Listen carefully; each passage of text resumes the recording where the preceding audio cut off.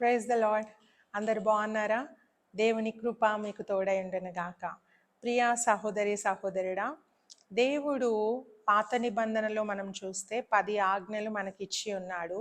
నూతన నిబంధనలో చూస్తే ప్రభువైన యేసుక్రీస్తు 2 ఆజ్ఞలు ప్రాముఖ్యమైనవని చెప్తా ఉన్నాడు. అందులో మొట్టమొదటి ఆజ్ఞ, నీ పూర్ణ హృదయముతో, నీ పూర్ణ బలముతో, నీ పూర్ణ శక్తితో నీ దేవుడైన యెహోవాను ప్రేమింపవలెను అనున్నది.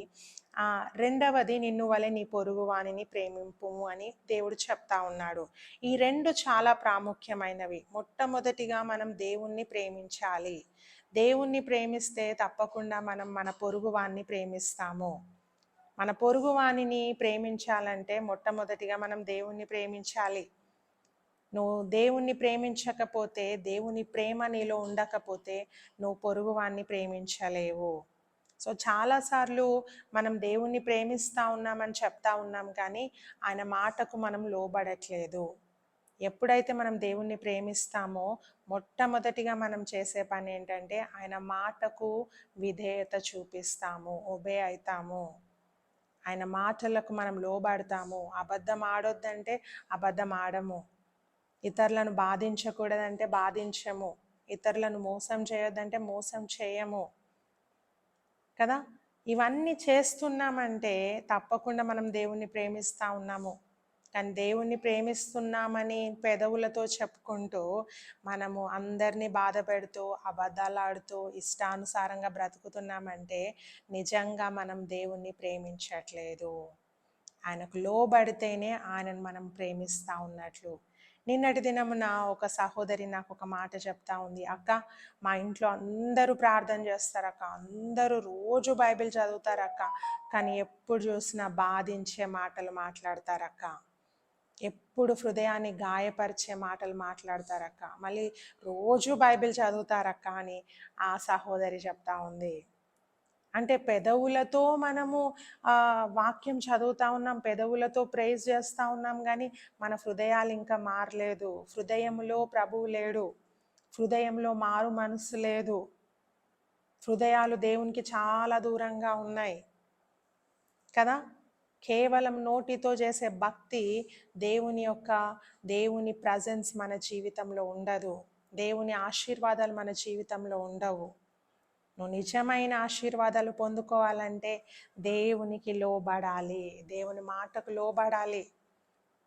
ఇతరులను మోసం చేయొద్దు, ఇతరులను గాయపరచొద్దు, ఇతరులకు అబద్ధాలు చెప్పొద్దు. ఇక్కడ మాటలు అక్కడ, అక్కడ మాటలు ఇక్కడ మానేయాలి.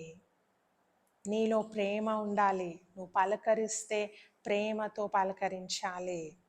దయగలిగిన మాటలు నీ నోటి నుండి ఉబుకుచుండే నీరులాగా ఉండాలి. అంతేగాని ఇతరులను హింసించుకుంటూ నేను దేవుణ్ణి ప్రేమిస్తున్నానంటే అది చాలా అబద్ధము. ప్రియ సహోదరి సహోదరుడా, వాక్యం చదువుకుందాం. మత్తయి సువార్త 15:8. ఈ ప్రజలు తమ పెదవులతో నన్ను గనపరచుదురు, కానీ వారి హృదయము నాకు దూరముగా ఉన్నది. ఇక్కడ ప్రభువు చెప్తా ఉన్నాడు, ఈ ప్రజలు పెదవులతో నన్ను ఆరాధిస్తూ ఉన్నారు, పెదవులతో హల్లెలూయా హల్లెలూయా అని ప్రేజ్ చేస్తూ ఉన్నారు, కానీ వారి హృదయాలు నాకు చాలా దూరంగా ఉన్నాయి. దేవుడి రోజు మన పెదవుల నుండి వచ్చే ప్రైజెస్ ఆయన చూడట్లేదు. ప్రియా సహోదరి సహోదరుడా, నీ హృదయమును దేవుడు చూస్తూ ఉన్నాడు. ఎంత సమీపంగా దేవునికి ఉన్నావు, ఎంతగా ఆయన ఆజ్ఞలకు లోబడతా ఉన్నావు, ఎంతగా ఆయనకి ఇష్టమైన బిడ్డగా నువ్వు బ్రతుకుతా ఉన్నావు. సో ఆ విధంగా మనం జీవిద్దాం, దేవుని మాటకు లోబడదాం, దేవుని చేత దీవింపబడదాం. ప్రార్థన చేసుకుందాం. మహోన్నతుడా, నీ పాదములకు వందనాలు, స్తుతులు, స్తోత్రములయ్యా. తండ్రి, ఈ సమయంలో మా ప్రియులందరూ ప్రభా, ఎంతమంది అయితే వాక్యాన్ని వింటా ఉన్నారో వారందరి జీవితంలో గొప్ప మేలు చేయండి ప్రభా. నీ ఆశీర్వాదాలు కుమ్మరించండి. ఇదిగో తండ్రి, కేవలము వాళ్ళు పెదవులతో ఆరాధించే వారిగా మాత్రమే ఉండకుండా ప్రభా, వారి హృదయాలతో నిన్ను అంగీకరించి వారి హృదయంలో మారు మనసు పొంది ప్రభా, నీ ఆజ్ఞలకు లోబడి జీవించే భాగ్యంను దయచేయండి. నీ ప్రేమను ఇతరులకు పంచుతూ క్రీస్తు నాలో ఉన్నాడని ప్రభా, అనేకులకు నీ ప్రేమను చూపిస్తూ ప్రభా, తండ్రి నిన్ను ప్రభా మాదిరిగా వారి జీవితంలో ఉంచుకొని ప్రభా అనేకులకు వారు బ్లెస్సింగ్గా ఉండుటకు సహాయం చేయండి ప్రభా. కేవలం పెదవులతో ఆరాధించి ఇష్టానుసారంగా బ్రతికే వారిగా ఉండకుండా ఇతరులు ప్రభా వేలెత్తి చూపించే విధంగా వారి జీవితాలు ఉండకుండా సహాయం చేయండి ప్రభా. తండ్రి వారు ఎక్కడికి వెళ్ళినా వారిని దీవించండి, వారి ఉద్యోగ స్థలంలో వారిని దీవించండి, స్కూల్లో కాలేజ్లో ప్రతి పనుల్లో ప్రతి స్థలంలో వారిని మీరు దీవించి ఆశీర్వదించి మీరు హెచ్చించుమని వేడుకుంటా ఉన్నానయ్యా. నీకు స్తోత్రములు. వారి కుటుంబాలను కూడా మీరు బహుగా వర్ధిల్ల చేసి మీరే మహిమ పొందుమని యేసు నామంలో అడిగి వేడుకుంటున్నాం తండ్రి. ఆమెన్. God bless you.